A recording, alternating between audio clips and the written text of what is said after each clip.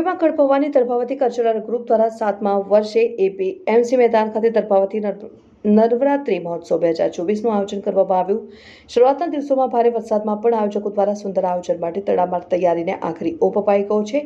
આવતીકાલે નવરાત્રિ શરૂ થશે ત્યારે ગરબા મહોત્સવના અધ્યક્ષ અને પ્રમુખ ધારાસભ્ય શૈલેષભાઈ મહેતા સહિત ગોસ્વામી પરમ પૂજ્ય 108 વ્રજરાજકુમાર મહારાજના વરદ હસ્તે મહોત્સવનો પ્રારંભ થશે ત્યારે આયોજકો દ્વારા સંપૂર્ણ તૈયારીઓને હવે આખરી ઓપ આપી દેવામાં આવ્યો છે।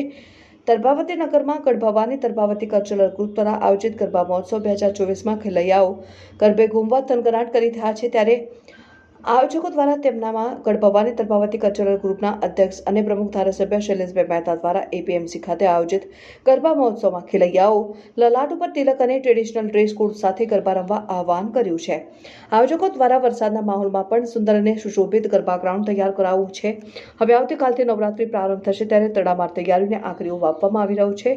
નવરાત્રિના પ્રથમ નોરતે ગોસ્વામી પરમ પૂજ્ય 108 વ્રજરાજકુમાર મહારાજ સાહેબના હસ્તે ગરબા મહોત્સવનો પ્રારંભ થશે અને શ્રી કલાવૃંદના હેમાબેન પંડ્યાના મધુર કંઠે ગરબાની રમઝટ જામશે। જય માતાજી।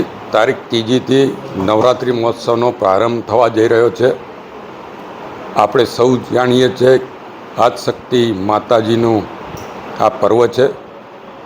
મા ગઢભવાની એ દર્ભાવતી નગરીના કુળદેવી છે, ત્યારે મા ગઢભવાનીના આશીર્વાદ મેળવવા માટે આપણે સૌ ગરબામાં ભાગ લઈએ, એમની આરાધના કરીએ।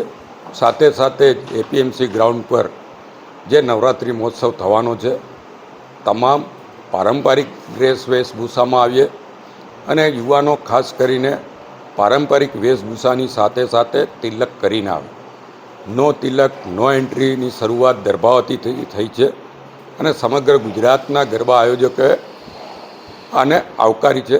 ત્યારે આપણી ફરજ છે કે આપણે પહેલું તિલક કરીને આવીએ અને તિલક અને પારંપરિક વેશભૂષા સાથે જ આપણે ગરબા મહોત્સવ ઉજવીએ અને જે કોઈ પારંપરિક વેશભૂષા કે તિલક કરીને નહીં આવે તો એને ગરબામાં પ્રવેશ મળશે નહીં, એવી સ્પષ્ટ સૂચના આપવામાં આવી છે।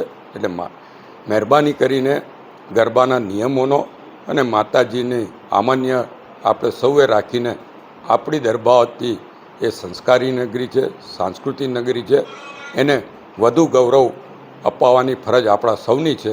તો એ પ્રમાણે આપણે સૌ આ મહોત્સવમાં ભાગ લઈએ। જય માતા।